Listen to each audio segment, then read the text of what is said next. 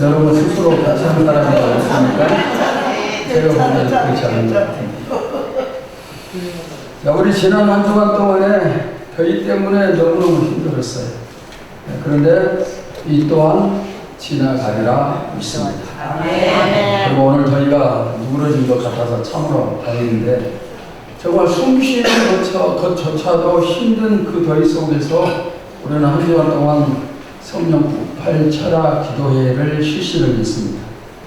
8월 첫 주는 여름 중에서도 가장 더위가 심한 그런 주간이고, 또 이 첫 주간은 사람들이 가장 많이 휴가를 떠나는 그런 주간입니다. 그런데 바로 이때 우리 교회는 해마다 한 주간 기도회를 실시를 해왔고, 올해도 마찬가지로 최선을 다해 기도를 했습니다. 그리고 그 결과는 승리입니다. 날씨가 정말 더웠지만은 우리 영혼은 성령 충만함으로 날씨보다 더 뜨거워졌습니다. 그리고 나이가 드신 분들, 젊은 분들 가리지 않고 많은 성도들이 동참을 했고, 또 하루도 빠지지 않고 결근한 분들도 여러 성도들이 있었습니다.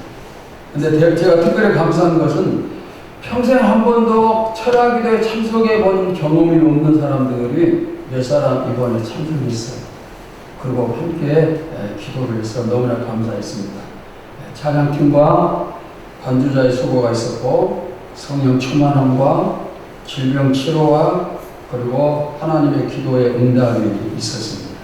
아멘. 하나님의 은혜로 인해서 우리의 작정 기도가 승리의 기도가 됐어요. 너무너무 감사하죠. 하나님께 감사드리고 함께 기도한 분들께 감사를 드리고, 또 참석은 못했지만은 마음으로 동참하고 가정에 함께 기도한 여러분 모두에게 감사를 드립니다. 그런데 기도에서 승리했으면 그 다음부터가 더 조심해야 돼요. 승리했으니까 끝난 게 아니라 더 조심해야 됩니다. 그것은 바로 교만하지 말고 겸손하라, 그런 의미입니다. 아멘. 사람이 가진 성품 가운데서 하나님이 가장 싫어하는 성품은 교만함입니다. 하나님께서 어떤 사람을 사용하실 때 먼저 철저하게 깨뜨리시는 게 있는데 바로 교만함.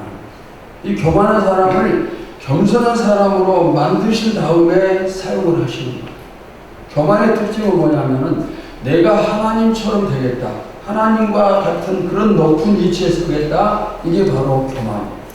그런데 그런 사람은 하나님이 절대로 사용하실 수도 없고 우리가 또 그렇게 될 수도 없어요. 여러분이 영적 세계에서 최초의 범죄가 무엇인지 잘 아실 거예요. 하나님처럼 높아지겠다는 천사들의 반란이 있었어요.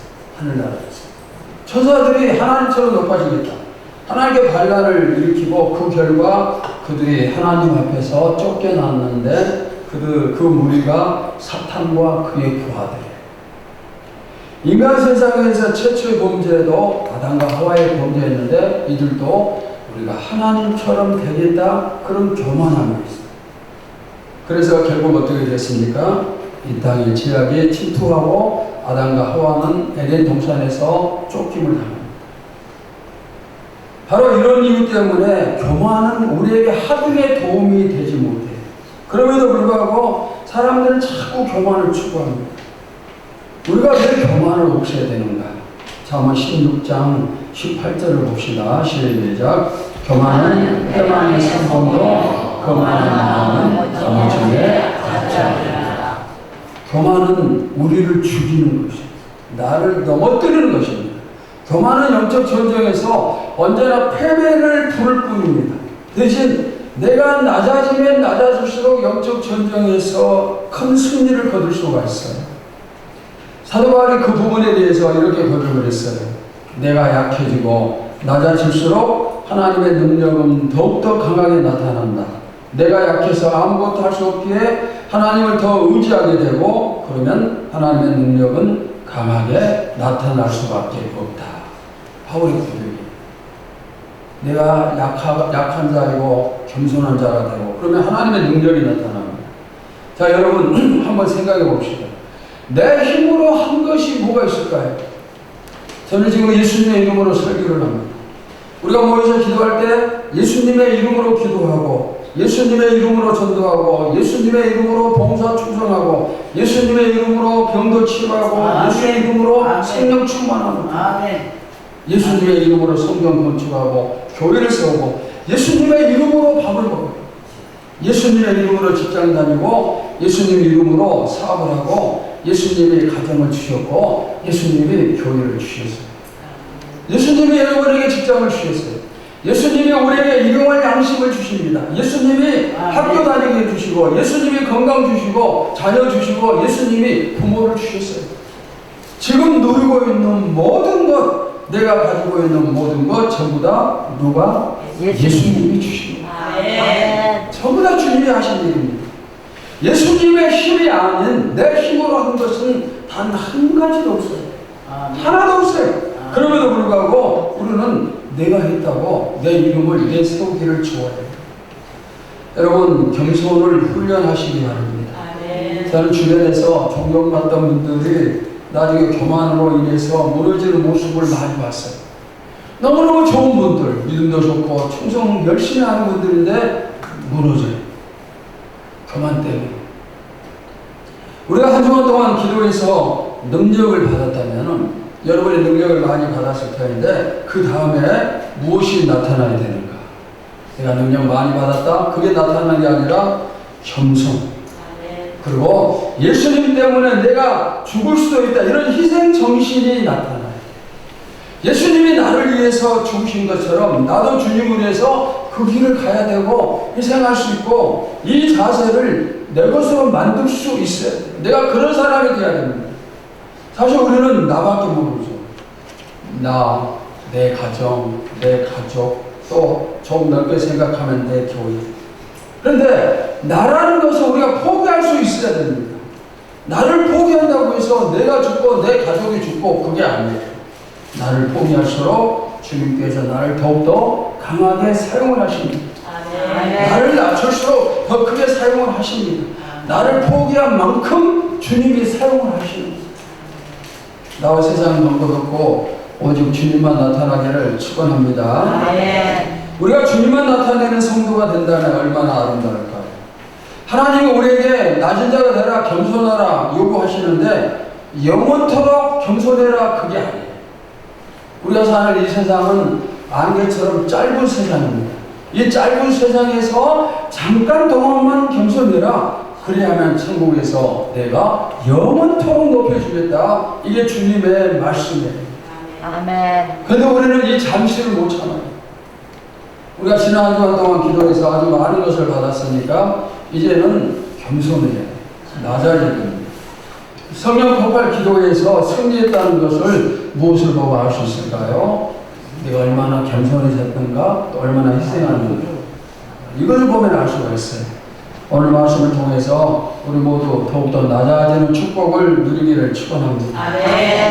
사도행전 3장 1절에서 10절 보시면 오늘 본문 앞에 나오는 말씀인데 오후 3시 기도 시간에 성전을 향하던 베드로와 요한에 의해서 나면서부터 걷지 못하던 사람, 이 사람의 나이가 약 40이 되었습니다. 나면서부터 걷지 못하던 사람인데 이 사람이 일어서서 걷고 뛰는 기적이 나타났어요. 항상 성전 앞에서, 성전문 앞에서 구걸하는 사람인데 모든 사람들이 놀랄 수밖에 없습니다. 그리고 사람들이 베드로와 요한 주변에 몰려듭니다. 아니 저 사람들이 도대체 누구이길래 이런 기적을 베풀 수 있는가? 놀람뿐만 아니라 경의와 존경의 눈빛으로 두 사람을 바라보고 있겠죠.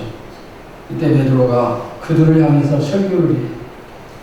사도행전 3장 12절 보실까요? 시작. 베드로가 이것을 보고 백성에게 말하되 이스라엘 사람들아 이 일을 왜 놀랍게 여기느냐? 우리 개인의 권능과 근본으로 이 사람을 걷게 한 것처럼 왜 우리를 주목하느냐? 사람들이 베드로를 보고 요한을 보면서 능력이 대단한 사람이다. 근데 베드로가 뭐라고 얘기해요? 여러분 왜 우리를 주목합니까? 왜 우리에게 존경의 눈빛을 보냅니까? 우리가 이 사람을 걷게 한 게 아닙니다. 여러분 우리 신앙인에게 어느 때가 이기인 줄 아십니까? 잘 될 때가 이기예요. 잘 풀릴 때, 축복을 받을 때, 교회가 부흥할 때, 내가 기도하면 능력이 나타날 때가 가장 위험한 때입니다. 여러분들이 축복을 받기 위해서 얼마나 기도를 많이 합니까? 노력을 엄청나게 많이 하죠. 눈물로 호소하고, 그래서 하나님이 축복을 주십니다. 그러면 사람들이 그때부터 나를 주목해요. 저 사람이 얼마나 기도를 많이 했으면 하나님이 이렇게 축복을 주셨을까? 나를 높여주고 나를 칭찬해주고, 그때 내가 정말 잘나서 이렇게 됐나 보다, 이런 이제 착각에 빠지게 되고 교만에 빠지게 됩니다. 지난 주일 안전의 시간에 엘리야를 살폈어요. 그의 능력과 위대함은 이루 말할 수 없습니다. 그가 기도하자 죽은 자가 살아났어요. 그가 기도하자 하늘에서 불이 내렸습니다. 그가 기도하자 가뭄이 시작되었고, 그가 기도했을 때 3년 6개월의 가뭄이 끝나고 비가 쏟아졌습니다. 우리가 지난 시간 이 내용을 살폈습니다. 이처럼 엄청난 어마어마한 일을 했던 엘리야에게 그 다음 뒤이어서 어떤 일이 생기는가? 여러분이 상상할 수 없는 일이 엘리야에게 생깁니다. 엘리야가 시험에 빠져요. 그리고 하나님, 나를 죽여주시오. 제가 도저히 살고 싶지 않습니다. 살 힘이 없습니다. 나를 죽여주세요. 이렇게 호소를 하고 목숨의 위험을 피해서 도망을 다니는 거예요. 엄청난 능력을 나타내고, 그리고 놀라운 승리를 거둔 엘리야였지만, 그가 능력자, 이 능력의 뒤를 이어서 바로 시험에 빠지고 말아요. 이 엄청난 능력자가 시험에 드는 거예요. 여러분, 우리도 똑같아요. 오늘 이 말씀을 준비한 것도 바로 이런 이유 때문에, 지난 한 주간 동안 우리가 정말 열심히 기도했어요. 온몸에 진이 다 빠져버릴 정도로 기도했고, 저는 오늘 일부예배를 들으면서 설교를 어떻게 했는지 몰라요. 귀 껍데기만 남아있는 것 같아서. 그렇게 모두가 열심히 전심전력 기도했고, 또 기도하다 내가 천국 가겠다, 이런 각오로 열심히 했어요. 그런 기도에 하나님 역사를 하셨고, 하나님을 만나고 성령 충만하고 또 병에 치료되고 놀라운 승리를 주셨습니다. 그런데 이렇게 승리한 다음에 꼭 찾아오는 위험이 있어요. 엘리야에게 찾아온 것처럼 우리에게도 찾아와요. 무엇일까요? 사탄이 우리를 무너뜨리기 위해서 기도하기 전보다 더 역사하는 겁니다. 더 강하게 집요하게 유혹을 하는 겁니다. 어쩌면 엘리야도 속으로 엄청 우쭐댔을 줄 몰라요. 내가 기도하니까 불이 내렸습니다. 바알과 아세라 선지자 850명이 모여있는데 850대 1로 대결해서 본인이 승리했어요. 그리고 그 850명을 전부 다 죽였습니다. 우상을 숭배하는 선지자들이기 때문에. 기나간 가뭄을 끝내고 비가 내리게 했어요. 우쭐댈만 합니다. 그런데 이런 엘리야가 넘어져요. 나를 죽여달라, 내 삶을 포기한다, 하나님 죽여주세요. 우리에게도 이러한 위험이 있기 때문에 오늘 이 말씀을 준비를 한 거예요. 여러분, 나의 나됨은 오직 하나님의 뭐예요? 은혜예요. 엘리야가 능력이 행한 게 아니고 엘리야는 하나님의 도구일 뿐이에요. 베드로도 도구일 뿐이에요. 모세 시대에 하늘에서 만나가 내렸고 또 메추라기가 몰려왔습니다. 불기둥과 구름기둥이 이스라엘을 인도했어요.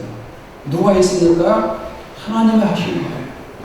모세는 하나님이 시키시는 대로 지팡이로 홍해를 가리켰을 뿐이에요. 또 지팡이로 반석을 쳤을 뿐입니다.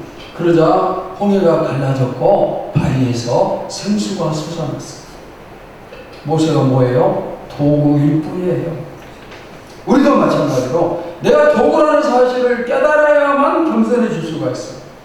다윗이 골리앗 앞에 섰을 때 그의 주머니 속에 5개의 돌멩이가 있습니다.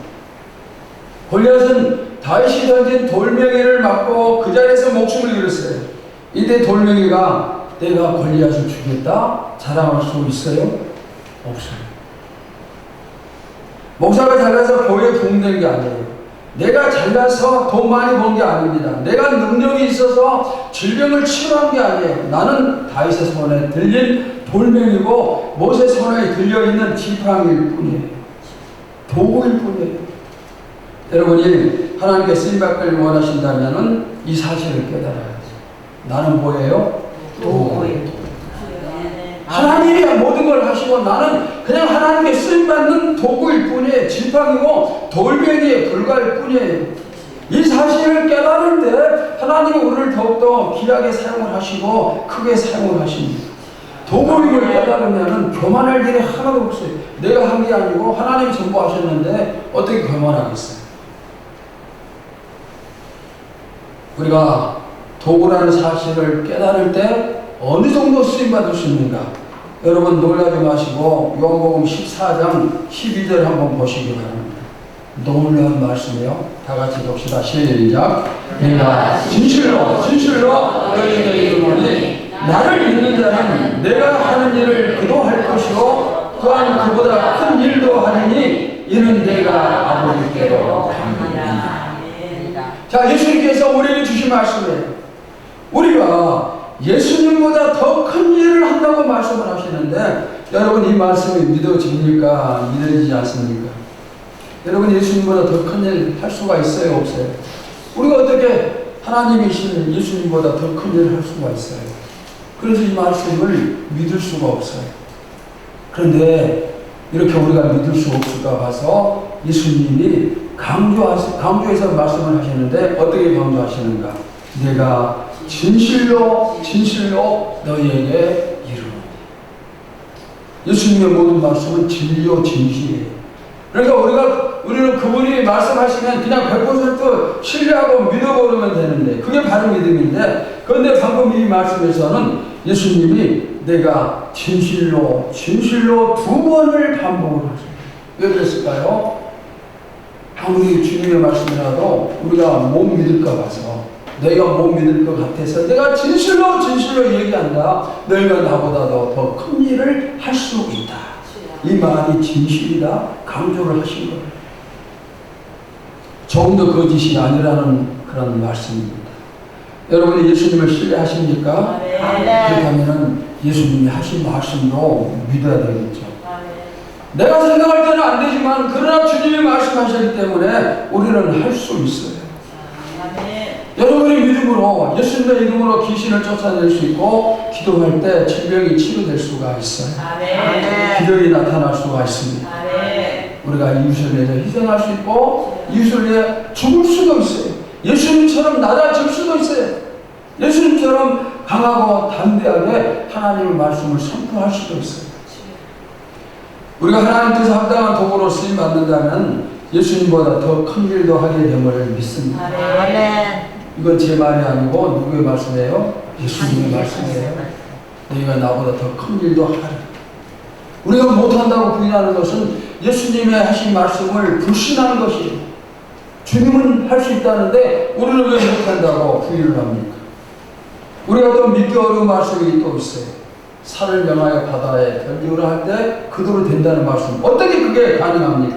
그런데 주님이 그렇게 될 수도 있다 말씀하셨으니까 믿는 거예요. 사람이 말했다면 믿지 못하지만 주님이 말씀하셨는데 이해가 안 돼도 그래서 믿는 거예요. 이것이 바로 도구의 바른 자세예요. 베드로가 주님께 쓰임받은 도구라면은 가룟 유다는 사탄에게 쓰임받은 도구예요. 교회 부흥의 도구가 있는가 하면은 시험의 도구도 있습니다. 하나님의 도구가 있고 사탄의 도구가 있어요. 여러분 항상 오직 하나님의 도구만 되기를 바랍니다. 절대로 사탄의 도구로 쓰임받습니다. 자, 사도행전 3장 16절을 보시겠습니다. 시작. 그 이름을 믿음으로 그 이름이 너희가 보고 아는 이 사람을 선하게 하였나니 예수로 말미암아 나는 믿음이 너희 모든 사람 앞에서 이같이 완전히 낫게 하였느니라. 자, 지금 사람들 앞에 못 걷던 사람이 일어나서 걷고 있습니다.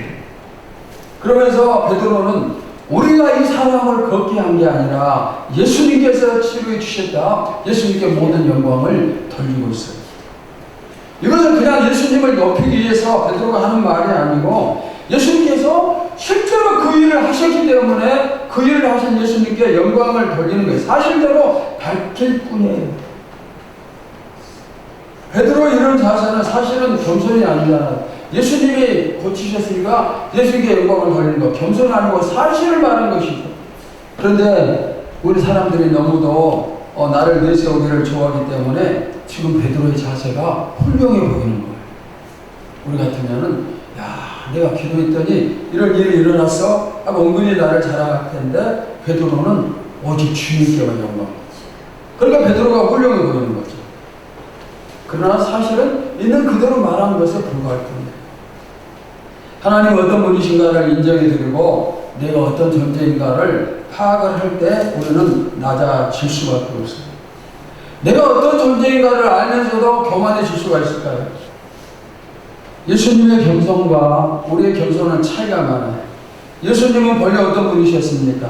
하나님입니다. 하나님 아버지와 동등하신 분이신데 그 동등됨을 포기하고 이 땅의 사람으로 낮아져 오신 분입니다.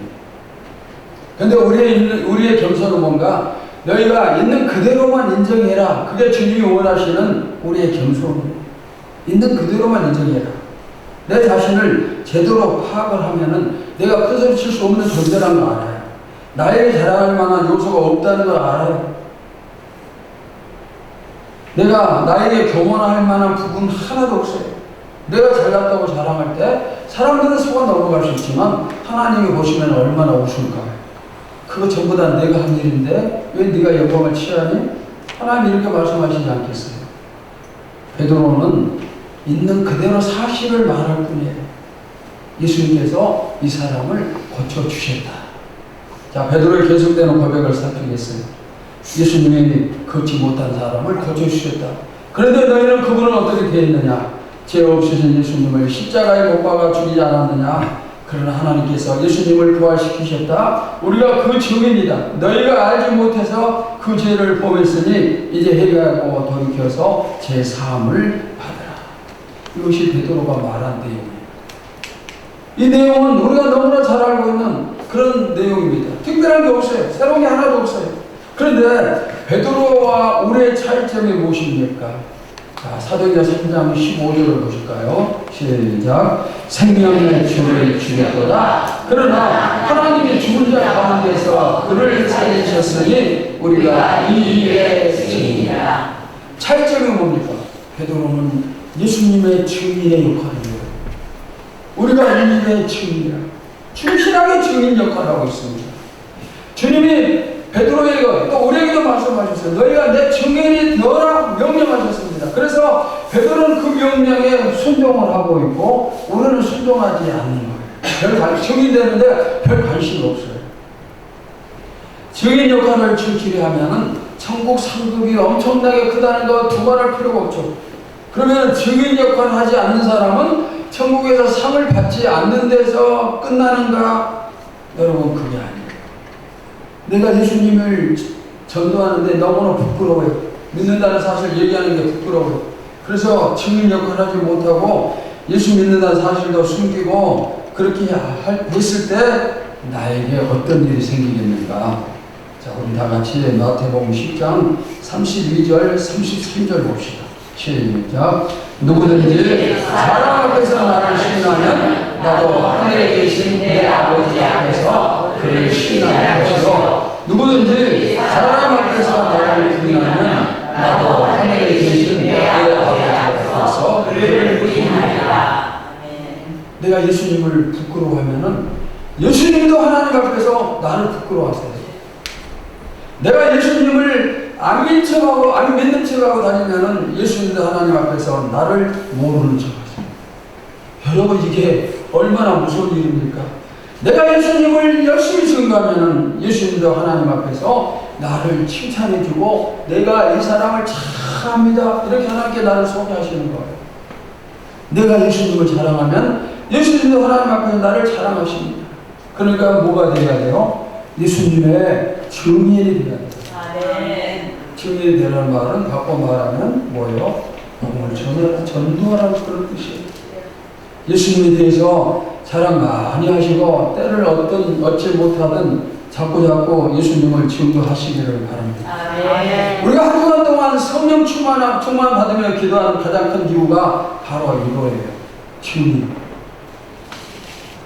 20대 이하를 살피면은 이제는 회개하고 예수님을 믿음으로 받아들여라. 베드로가 계속 설득을 하고 있어요.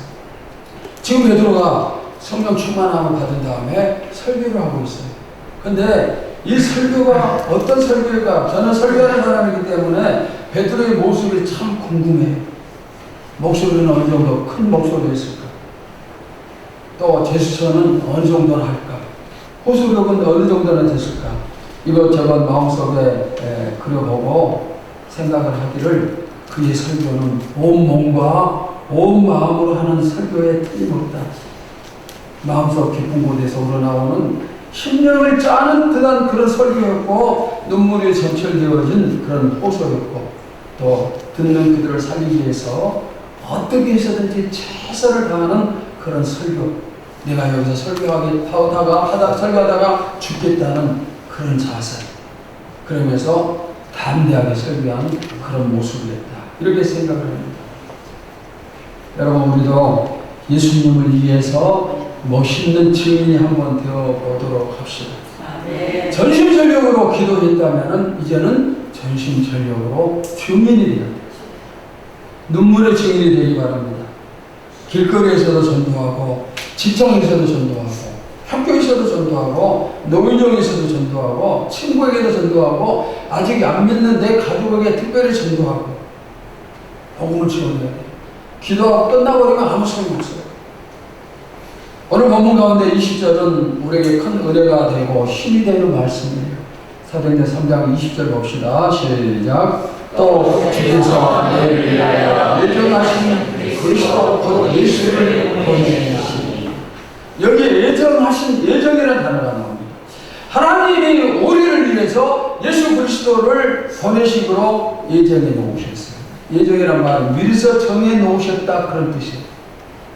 예수님은 하나님이시고 하나님의 아들이십니다. 하나님과 동일하신 분이십니다. 그런데 그 모든 것을 포기하고 이 땅에 사람을 오셨어요. 왜 오셨는가?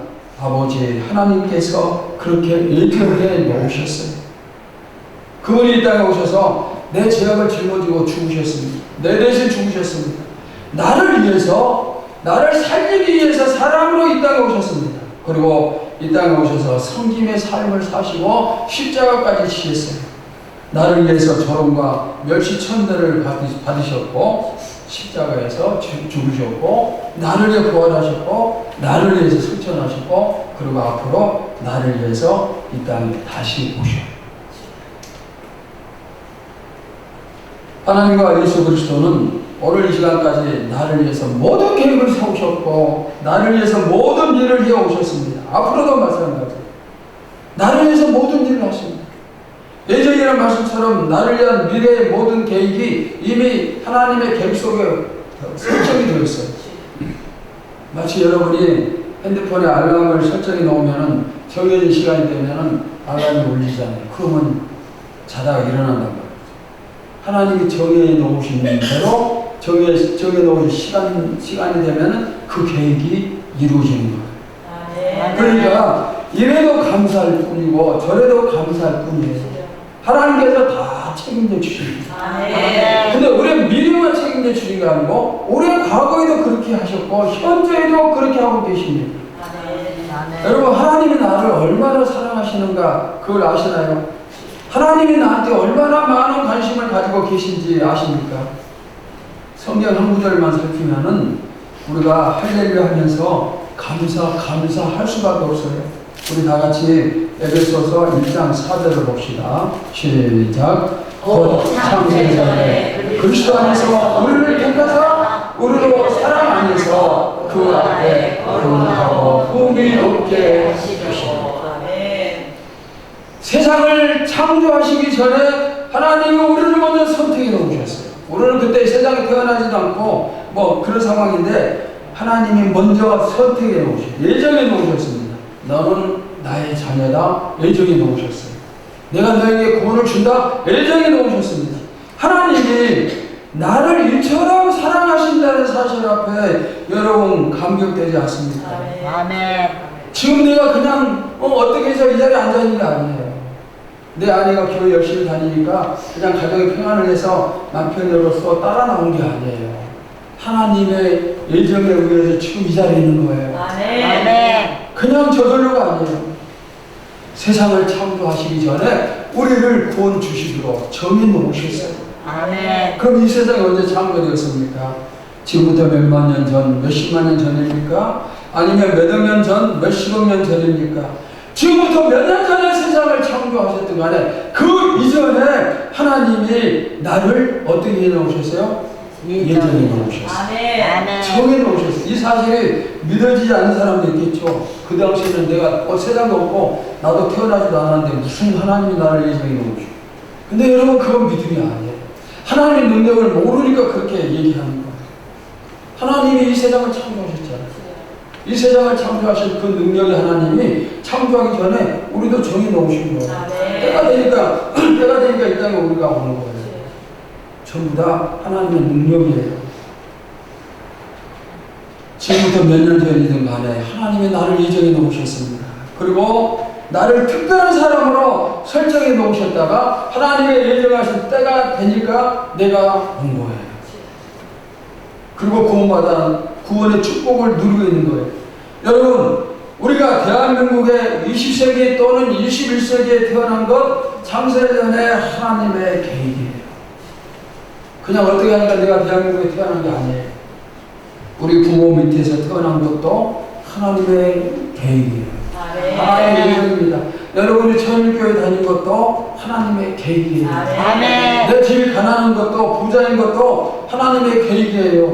내가 목사가 된 것도 장로가 되고 안수집사 권사 된 것도 하나님의 뭐예요? 계획이에요. 내가 되고 싶어서 된 게 아니에요. 하나님의 계획 속에서 이루어진 일, 이 일 가운데 나쁜 일이 있을까요? 없을까요? 없습니다. 하나님의 계획 속에 이루어진 일이면 나쁜 일 하나도 없어요. 왜냐하면 하나님은 합력하여 선을 이루시는 분이시고 하나님은 언제나 우리를 좋은 길로만 인도를 하시는 분이에요. 아멘.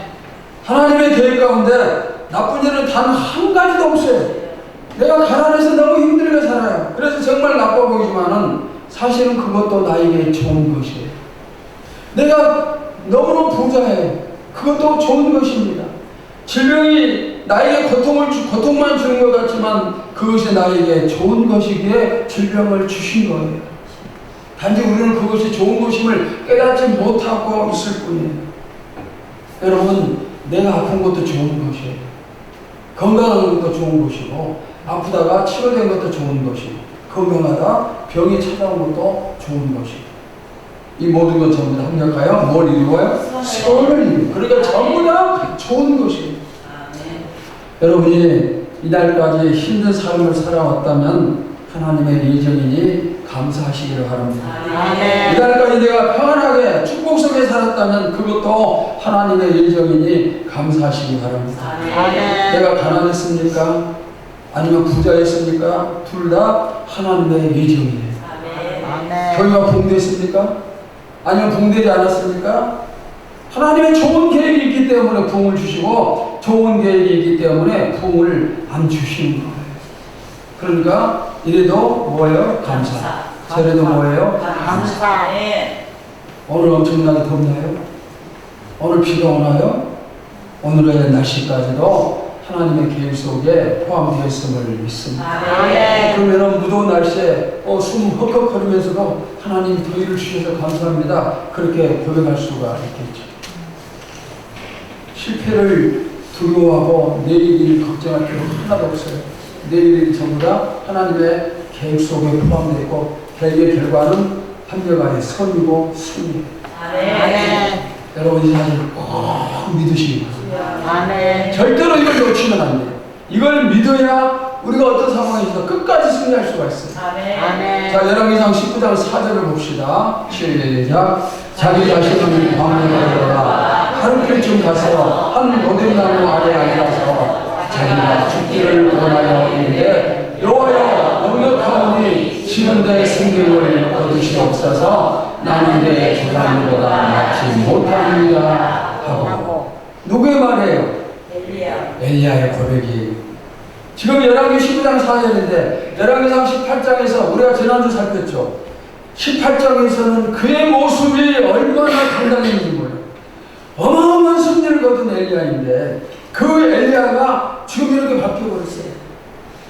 뭐라고 얘기합니까? 하나님 지금 내 생명을 거두어주셔서 내가 죽기를 원합니다. 내 생명을 거두어주셔서. 엘리야가 넘어졌다면, 선지자 중에 선지자인 엘리야가 넘어졌다면 우리도 쉽게 넘어질 수가 있는 거예요.